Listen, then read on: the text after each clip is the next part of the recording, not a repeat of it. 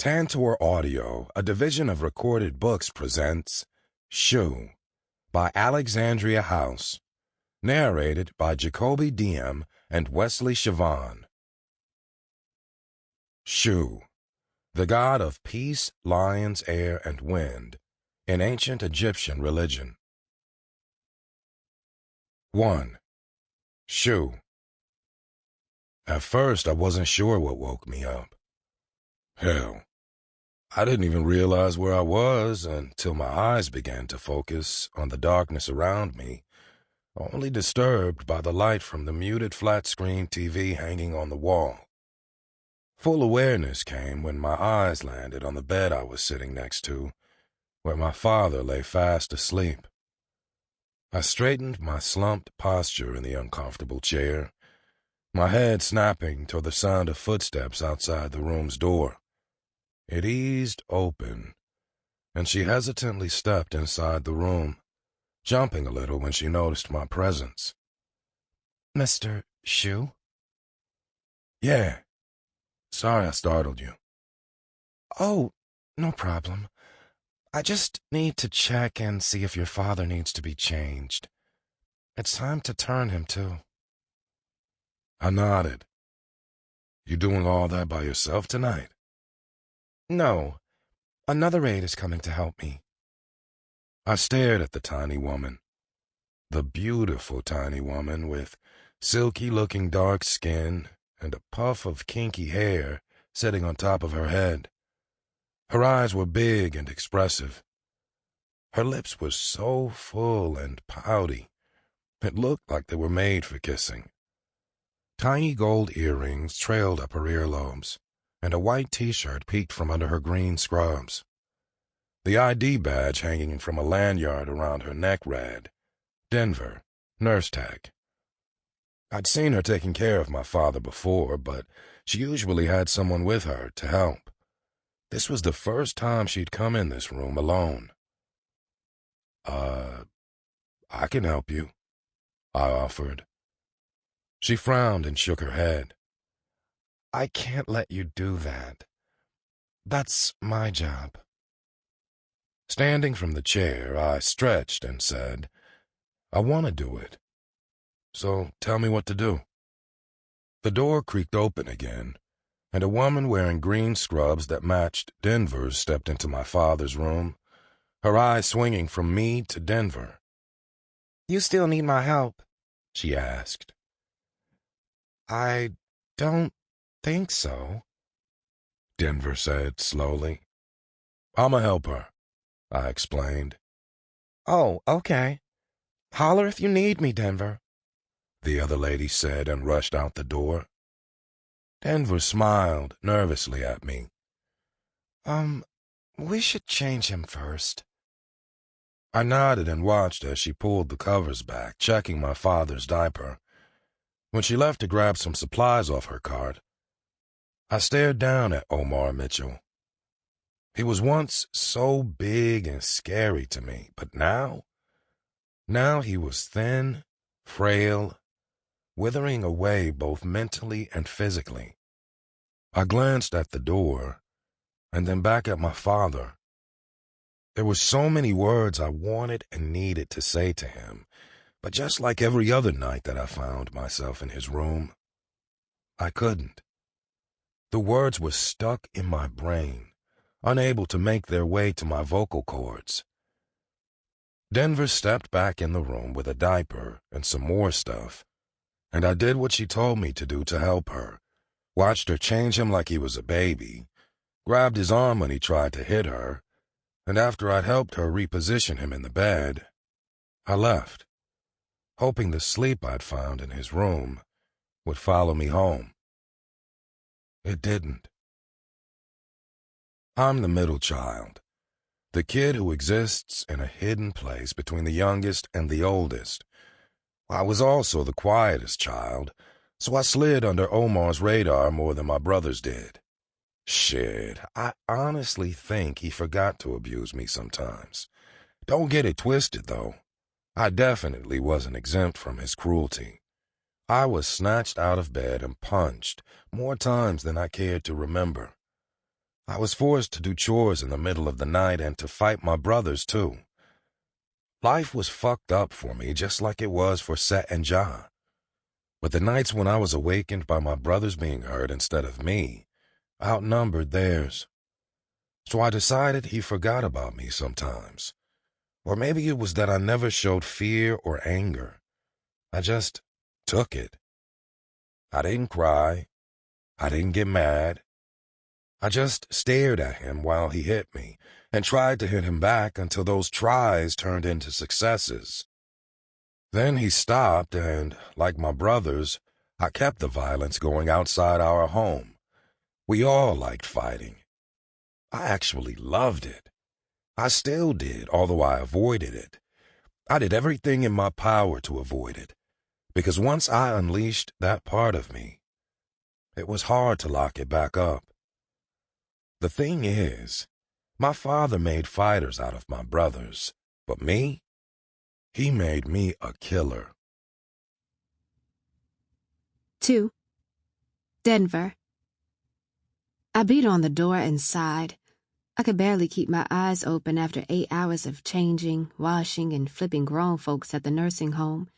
And this girl had the damn deadbolt locked? The one that only locked and unlocked from the inside? Banging my fist against the door again, I shouted, "Sonny, it's Denver, open the door." Finally, I heard the locks disengage and watched as the door opened. On the other side stood Curtis, my cousin Sonny's older, creepy-ass boyfriend, her main sugar daddy. He was shirtless, proudly displaying a field of taco meat on his chest, and there was something wet making his beard glisten. I guess I'd interrupted him eating my cousin's pussy. But I paid half the rent up in this bitch, so whatever. "Morning. Sorry it took so long to answer the door. We was busy," he said, giving me a salacious grin. "Yeah, can you move so I can come in?" I basically hissed. I was too tired for this small talk shit, and I had no desire to smell Sonny's coochie on his breath.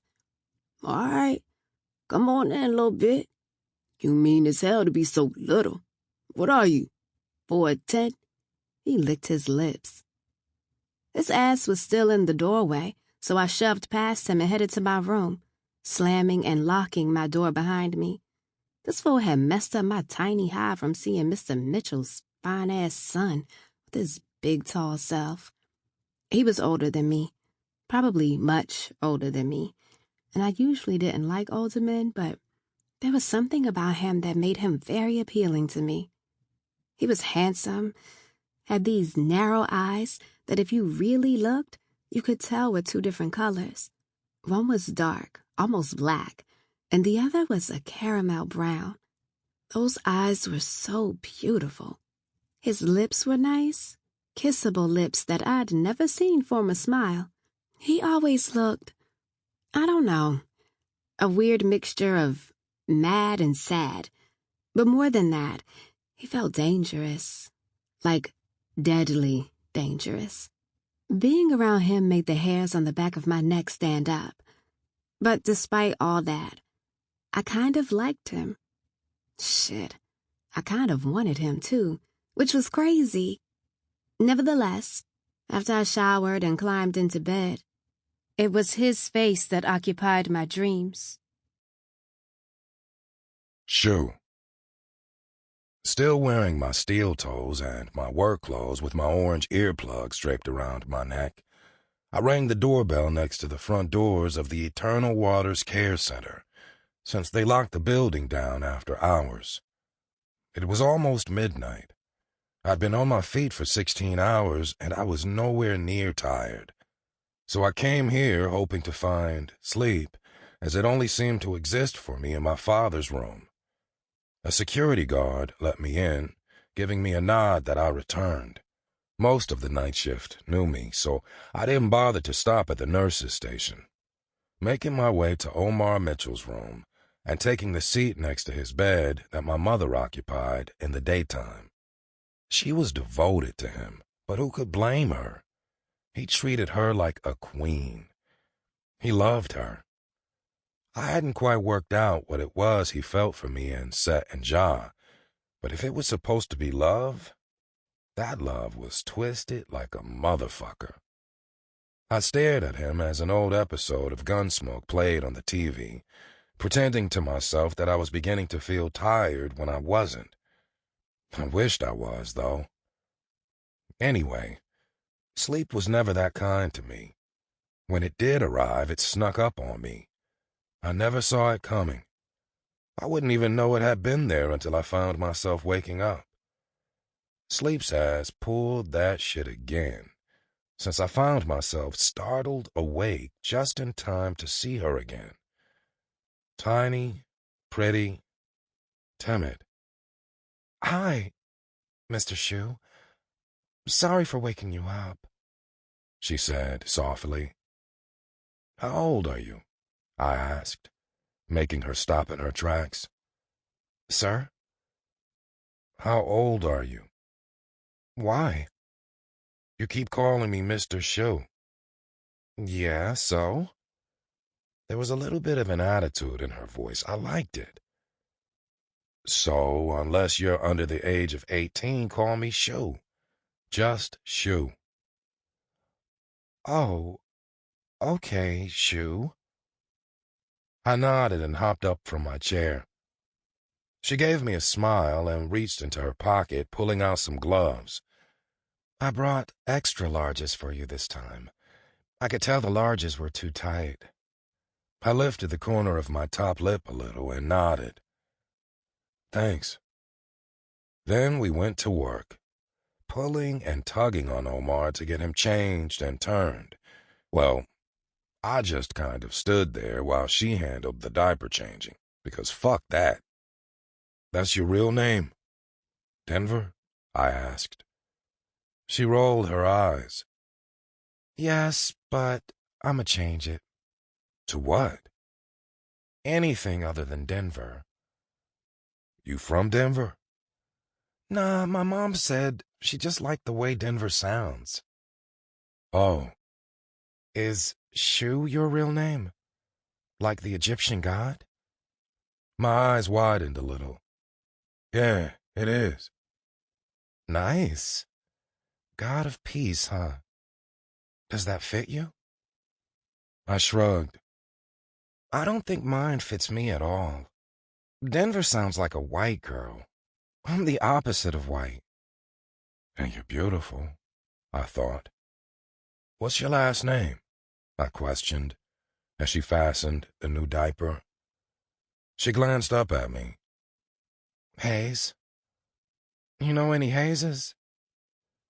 I shook my head and grabbed what I now knew was the draw sheet, helping her pull Omar to the left, then taking the pillow she handed me and stuffing it behind his back. "He must really be tired tonight. He didn't even wake up to fight me," she said with a grin. I'm sorry he does that to you, I offered. She frowned a little. "Oh, it's okay. I know he doesn't know what he's doing. I'm sure he was the sweetest man before all this." I studied her for a minute before saying, What makes you say that? She shrugged. "You? The way you visit him, sit with him, help take care of him, all that tells me he has to be a good man." I couldn't respond to that, because then I'd have to explain that my reasons for dragging my ass up in this room night after night had nothing to do with him being a good man. I'd have to tell her the truth, and that shit was hard for me to even think about, let alone say. My silence didn't seem to bother her, though. "Well, let me get to the next room. I'll be back in a couple of hours. You gonna be here?" Yeah. She nodded, and I watched her leave, then settled back in my chair, fixing my eyes on Omar. Denver. He was still there when I came back, just like he said he'd be, hopping up the moment I opened the door, his eyes puffy with sleep. He was tall and thick and so handsome, with a mustache and beard that only enhanced his features. and made him seem even more dangerous than he naturally felt to me. But he was also very quiet, not a man of many words. To say that he was enigmatic would be a gross understatement. He was also kind of strange, but so was I.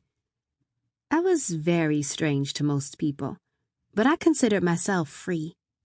I lived how I wanted to live, had since I left my mother's house 10 years earlier. No one understood me then, and no one really understood me now, but I really didn't care. "Why you always got that little Band-Aid on your nose?" he asked, his deep voice startling me as I cleaned his father. I have a nose ring. They said I either had to take it out or cover it up. I wasn't taking it out, so... He nodded. This man was always nodding. "So you work at the plant?" I asked, eyeing his bright orange shirt emblazoned with Donco in white letters. He glanced down at himself. "Yeah." "You always come here straight from work?" His eyes were glued to me. "Sometimes." "Well," I said, as he helped me position his father on his back, "I really admire your dedication to your father." He nodded, sadness clouding his eyes, and after standing there, unable to take my eyes from his for a ridiculous amount of time, I left. 3. Shoo. After so many nights of doing this, standing across my father's bed from her, I should have been accustomed to it and her. But still, I had to remind myself that I was supposed to be helping her. I couldn't stop staring at her as I tried to figure out how one person could be so beautiful. She was so much shorter than my 6 feet 2 inches, and fragile looking. She almost looked like she would break if I touched her. But at the same time, I knew she wouldn't. I knew she was tougher than she appeared to be, that she'd seen a lot of shit that could have and maybe should have broken her but didn't. "Okay, you ready to turn him?" she asked, her thick eyebrows lifted. I nodded and helped her move Omar, helped her cover him up, and a minute or so later, watched her leave his room. "So we've been doing this tag teaming thing for what, 2 weeks now? It's time for me to start paying you, huh?" she said, when she returned to Omar's room that night. I frowned. Huh? Nah, don't do that. She smiled. "It was a joke. You know, ha-ha." Oh. We just finished getting Omar situated, and she was peeling a glove off as she said, "Do you ever smile or laugh?" Not really. She nodded. "I didn't think so." Well, how long you been a nurse? "I'm a CNA." Okay. How long you been one of those? "A year." You real good at it. She smiled again. "Oh, thank you." You're welcome. Denver. My favorite color used to be red, but now I regretted putting a red curtain on the one window in my room. It didn't foster peace for me any more than the bare walls that surrounded me. I hated this little room, along with the second-hand, full-size bed I was lying in, shoved into a corner so the room wouldn't feel so claustrophobic. I didn't have a closet, and there was no space for a dresser, so I lived out of a suitcase. But at least I had my own bathroom. I rolled over and tried to block out my cousin and one of her men as they yelled at each other. She was always either fighting or fucking somebody, loudly. And I could count on one hand how many times I'd been able to sleep soundly in this house. Some days, like today, I couldn't fall asleep at all. Days like this, my mind would race with thoughts and memories and ghosts, which led to sadness and tears. The more tears, the closer I inched to sleep, until finally, the surge of emotions would deplete my energy, My eyes would drift closed, and my body would finally find rest. I sat straight up in the bed, yanked from a sound and hard-won sleep by an eerie feeling that seemed to cover my entire body, making the terrain of my skin rough with goosebumps. In the darkness of my room, I rubbed my eyes and groped for my cell somewhere in the bed, finally finding it and focusing my eyes on the screen. 8 p.m. I'd literally slept all day, hadn't even eaten lunch or dinner.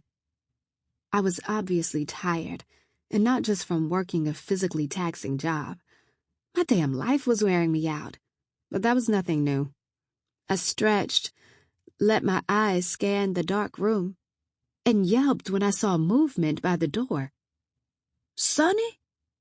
I instantly recognized the fake, confused voice. "You know this ain't Sonny's room." "Sonny!" I yelled. "Damn, little bitch, shit. Why you yelling? Sonny ain't here. She just used my car to run to the store." "Then why the fuck did you act like you thought I was her?" "Shit, I don't know. I'm drunk." "Well, get your drunk ass out of my room then." "You don't need no money? Some food? I got enough money and dick for you and Sonny. I know how you little young hoes like money. I bet you'll spit all over my dick for $50. "If you don't leave my fucking room right now, I'm going to shoot that little dick of yours off." "You a spitfire, ain't you? You ain't got no gun, little bit, with your pretty ass." "You willing to bet your dick on that?" "Oh, little bit, don't be like that." I heard the front door open and close and shouted, "Sonny?" "Yeah," a gruff voice returned. She really needed to leave those damn cigarettes alone. "Come get this nigga out of my room before I fuck him up." "Curtis, what the hell are you doing in there?" she asked, her voice growing closer. "Trying to fuck me?" I informed her. "What? Bring your ass on in my room. You must be planning to pay my cell bill too, pulling some shit like that," Sonny said, now standing just outside my room. She didn't really care, and I knew she didn't. As long as he gave her the money she requested, he could fuck me and every other woman in the city. She turned the hall light on. I could clearly see that Curtis was in his boxes and, ew! He followed her from my room without uttering another word, and I quickly hopped up and locked my flimsy bedroom door, wondering how I'd forgotten to lock it in the first place. Then I crawled back into bed, wishing I was anywhere but here. "Fucking piece of shit-ass car," I hissed as I slapped my steering wheel. I was too tired for this shit. I'd worked all night and needed to get home and at least try to get some damn sleep. I turned the key in the ignition of my old-ass Caprice again, listened to it stutter, and dropped my hands, placing my forehead on the steering wheel. I was going to have to take a damn Uber home and hope the administrator didn't have my car towed before I could get it off the nursing home's lot. I lifted my head and literally screamed when I saw him standing next to my car. I was so startled, I snatched the door open and hopped out of my car. "You scared the shit out of me, Mr. Chew." "My bad. You having car trouble?" he asked in that soft, even voice. "Yeah, it won't start. You know anything about cars?" "No, but my brother does. He owns the shop." "Oh, well, I'm broke, so." "He'll work with you. Let me call him." "No, by broke, I mean..." My voice trailed off as he stepped away from me with his phone. Broke. I finished to myself. The fucking brokest. He had an entire conversation with someone, presumably his brother, with his back to me, and although he was only a few feet away from me, I didn't hear a word. Finally, he turned to face me again. "Grab your keys and whatever else you need and come on." "Huh? Where am I going?" I asked, growing more confused by the second. "With me." I just stood there and stared at him. I might have had a thing for his strange ass, but I wasn't going to get in a car with him. Hell no to that shit. "We need to take the keys to my brother. He's going to have someone tow your car to his shop. After that, I can take you home." "Look, I don't have car repair money. I'm for real broke. You say your brother will work with me? Well, ain't shit to work with. You ain't gotta pay him. I don't. You don't. You coming? I stared at him again before blowing out a breath, grabbing my tote bag and keys, and following him to a shiny, new-looking GMC pickup truck. You need help getting in? He asked, opening the passenger door for me. There was a smile in his eyes. I gave him a smirk. I'm not that short. He shrugged and stepped around to the driver's side as I climbed in and buckled my seatbelt. The interior of the truck was clean, too. Spotless. And it smelled like marijuana. You smoke? They don't test y'all at the plant? I asked as he pulled off the parking lot. They do when you first get hired. Been there 12 years. Ain't been tested again yet. You smoke? Nah, I haven't smoked in a long time. Been too broke. He nodded. We were silent for the rest of the ride to JD's auto repair. I gave him my keys and my phone number and stayed in the truck upon his request, while he gave both to his brother. And when he came back, he asked, You need to stop anywhere else before I take you home? No. You got breakfast at the crib? I didn't. Yes? He nodded. What's your address, then? 1111 Roundtree Circle. His hand stilled on the gear shift, and he turned to look at me. Roundtree Circle? Yeah. You can drop me off up the block if you're scared of your truck getting stripped or something, I said with another smirk. Ain't nobody gonna fuck with me over there. Them niggas know better. Then why are you looking at me like that? You live there by yourself? Is that your business? I was tired, and therefore his interrogation was irritating the shit out of me. Nah, it ain't, he said, and then drove me home in silence. We were parked in front of my house when I sighed and said, This is my cousin's place. I'm renting a room from her until I save enough to get my own place. He just looked at me. So I continued. Sorry for snapping at you earlier, and thank you for the ride, and for getting your brother to fix my car. I really appreciate it. How you getting to work tonight? He asked. Uber? You ain't too broke to Uber? Not quite, but I'm not working at the home. I have another gig tonight. All right. He slid out of his truck and walked around to open the door for me, reaching up and placing his big hands around my waist to help me climb out and onto the pavement. And then we just stood there, him dwarfing me as we stared at each other with no words passing between us, until he tapped my nose and asked, Can I see? I frowned, then reached up and brushed my hand over the Band-Aid. Oh! I peeled it off and rolled it between my index finger and thumb. It's nothing special, just a nose ring. I like it, he said, his eyes smiling at me again. If that smile ever reached his lips, I was going to faint. Thank you. Shoot, do you like art? He shrugged. Yeah, I guess. If you don't have to work tonight, you should come to this art show I'm working at. It starts at 9. Wait, I have a flyer in my bag. I managed to dig a rather wrinkled one out and handed it to him.